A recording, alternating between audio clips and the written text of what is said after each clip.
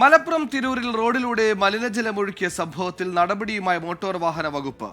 വാഹനമോടിച്ചിരുന്ന Vayalathur സ്വദേശിക്കെതിരെ motor വാഹന വകുപ്പ് കേസെടുത്തു. ഇന്ന് രാവിലെയാണ് കോഴിച്ചിറ വയലത്തൂർ റോഡിൽ മിനി പിക്കപ്പ് ലോറി റോഡിലൂടെ മലിനജലം ഒഴുക്കി സഞ്ചരിച്ചത്. 24 വാർത്തയ്ക്ക് പിന്നാലെയാണ് നടപടി.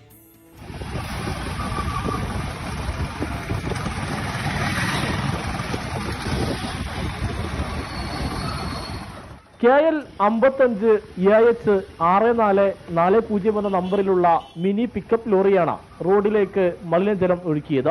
പിറകിലെ ടാപ്പ് തുറന്നുവിട്ട് വാഹനം കിലോമീറ്ററുകളോളം സഞ്ചരിച്ചു. വാഹനത്തിലുണ്ടായിരുന്ന മലിനജലം പൂർണ്ണമായും റോഡിലേക്ക് ഒഴുകി.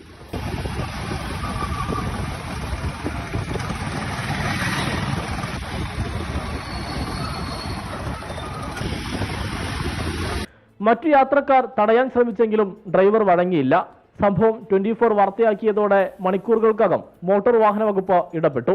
മലപ്പുറം ജില്ലാ RTO PA നസീറിന്റെ നിർദ്ദേശപ്രകാരം തിരൂർ MVI Y ജയചന്ദ്രൻ വാഹനം കണ്ടെത്തി പരിശോധിച്ചു. വയലത്തൂർ സ്വദേശിയായ ഡ്രൈവർക്കെതിരെ കേസെടുത്തു. വിശദീകരണവും തേടി. മറുപടി തൃപ്തികരമല്ലെങ്കിൽ ലൈസൻസ് സസ്പെൻഡ് ചെയ്യലടക്കമുള്ള നടപടിയിലേക്ക് കടക്കാനാണ് മോട്ടോർ വാഹന വകുപ്പിന്റെ തീരുമാനം.